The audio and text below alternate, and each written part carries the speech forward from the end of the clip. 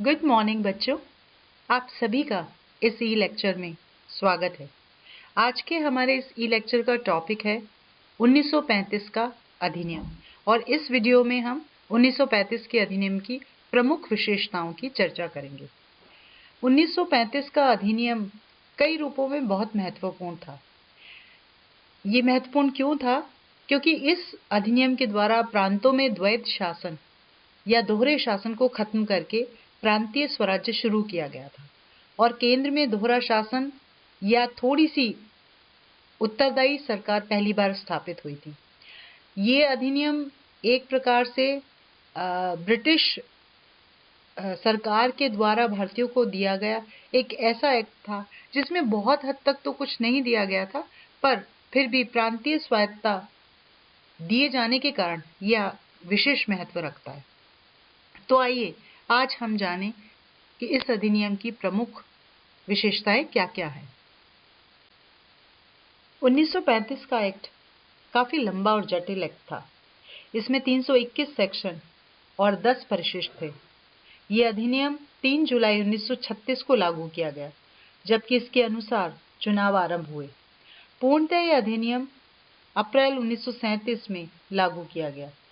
इसमें पूर्ण स्वतंत्रता या औपनिवेशिक स्वराज्य के बारे में कोई आश्वासन नहीं दिया गया, न ही भारत की राष्ट्रीय भावनाओं के बारे में गंभीरतापूर्वक विचार किया गया।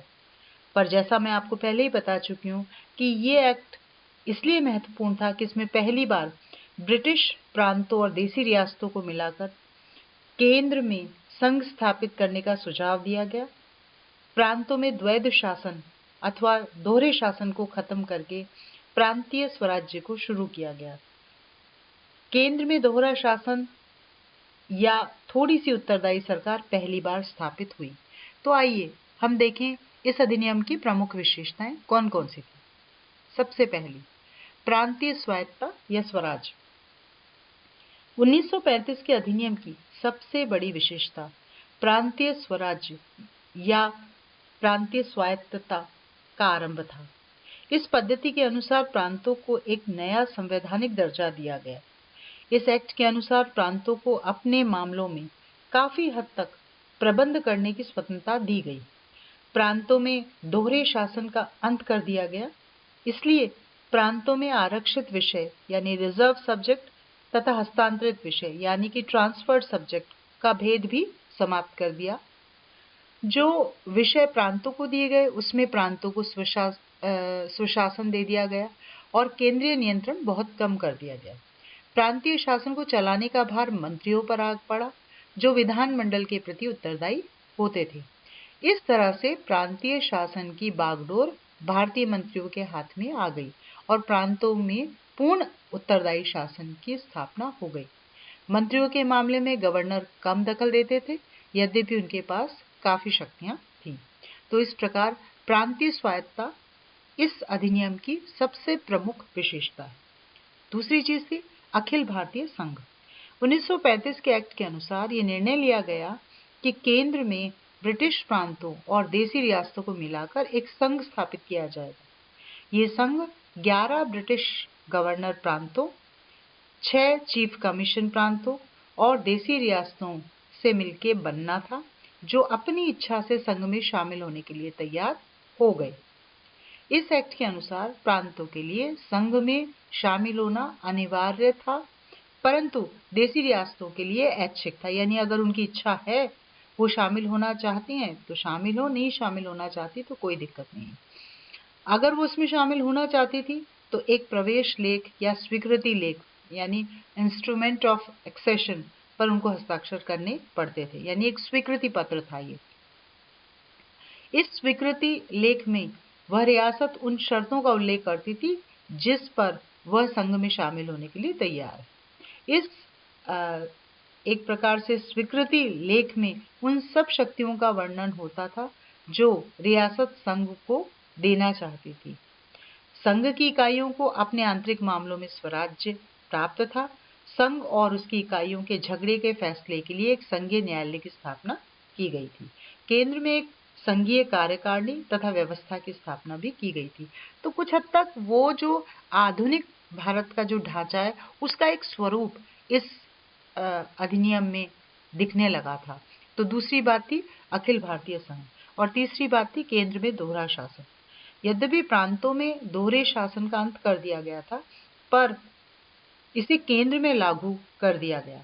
संघीय विषयों को दो भागों में बांट दिया गया, आरक्षित विषय और हस्तांतरित विषय। आरक्षित विषयों में प्रतिरक्षा, चर्च संबंधी मामले, विदेशी मामले और कबीलों के संबंध मामले शामिल थे। हस्तांतरित विषयों में शासन के लिए गवर्नर जनरल को एक मंत्री परिषद नियुक्त करनी पड़ती थी, जिसमें 10 से अधिक सदस्य नहीं हो सकते थे। गवर्नर जनरल को निर्देश दिया गया था कि वो ऐसे व्यक्तियों की सलाह से मंत्री परिषद की नियुक्ति करे जिसके पीछे विधानमंडल में स्थायी बहुमत हो। तो इस प्रकार से केंद्र के अंदर एक तरह से एक दोहरा शासन स्थापित किया गया था। इस अधिनियम की अगली विशेषता थी रक्षा कवच तथा संरक्षण, यानी सेफ गार्ड्स एंड रिजर्वेशंस। 1935 के अधिनियम की एक प्रमुख विशेषता यह थी कि इसमें अल्पमतों और अनेक वर्गों की रक्षा के लिए बहुत से रक्षा कवच या संरक्षण की व्यवस्था की गई थी। अंग्रेजों ने इसको 1935 के एक्ट में शामिल करना इसलिए आवश्यक बताया ताकि अल्पमतों को बहुमत संप्रदाय का किसी तरह भय ना रहे। ये एक्ट ठीक तरह से देश को चला भी सके। राष्ट्रवादी इस बात को नहीं मानते थे। वो जानते थे कि इसकी आड़ में गवर्नर और गवर्नर जनरल को इतनी शक्तियां दी गई हैं कि वो किसी भी समय भारतीयों की स्वतंत्रता को कुचल सकता था। तो ये मंशा बहुत क्लियर थी भारतीयों के मन में, इसलिए रक्षा कवच और संरक्षण के द्वारा जो भी प्रावधान यहाँ पे लगाए गए थे वो एक प्रकार से एक शक्ति थी ब्रिटिश सरकार की भारतीयों को नियंत्रित करने। फिर ब्रिटिश संसद की संप्रभुता या प्रभुता, यानी supremacy of British parliament. Supremacy of British parliament का मतलब ये था कि इस अधिनियम के द्वारा ब्रिटिश संसद की प्रभुता को भारत में पूर्ववत स्थापित रखा गया। इस एक्ट में किसी भी प्रकार के परिवर्तन करने का अधिकार प्रांतीय विधानमंडलों और केंद्रीय विधानमंडलों को नहीं दिया गया। इस विषय में सारी अंतिम शक्तियां ब्रिटिश संसद के पास रखी गई। प्रांतीय और केंद्रीय विधानमंडल कुछ विशेष सीमाओं में रहते हुए एक्ट में संशोधन की सिफारिश कर सकते थे। राज्य सत्ता ब्रिटिश पार्लियामेंट के पास ही रहेगी और भारतीय जनता को वो बिल्कुल नहीं सौंपी जाएगी। ये बहुत ही क्लियर भी इसलिए था कि भारत उस समय परतंत्र था, तो उन्होंने सत्ता का हस्तांतरण तो नहीं किया था, इसलिए ब्रिटिश संसद के पास प्रभुता रहनी थी। ये बहुत स्वाभाविक बात थी, तो इसलिए ये भी इसमें स्पष्ट था। इसके अतिरिक्त संघीय न्यायालय के संदर्भ में भी इस अधिनियम में व्यवस्था की गई। एक्ट में ये व्यवस्था की गई कि केंद्र में संघ की इकाइयों के आपसी जो विवाद हैं, यानी देसी रियासतों और ब्रिटिश प्रांतों के, अगर संघ के साथ किसी भी प्रकार के झगड़े होते हैं तो उसको निपटाने के लिए एक फेडरल कोर्ट या सर्वोच्च न्यायालय की स्थापना होगी। इसको 1935 के एक्ट की व्याख्या करने का भी अधिकार दिया गया। संघीय न्यायालय भारत के लिए उच्चतम न्यायालय नहीं था। कुछ विशेष परिस्थितियों में अपील प्रिवी काउंसिल में की जा सकती थी, पर जिस प्रकार आगे चल के भारत में सर्वोच्च न्यायालय की स्थापना हुई उसकी एक झलक जरूर हमको इस अधिनियम में देखने को मिलती है। धन्यवाद।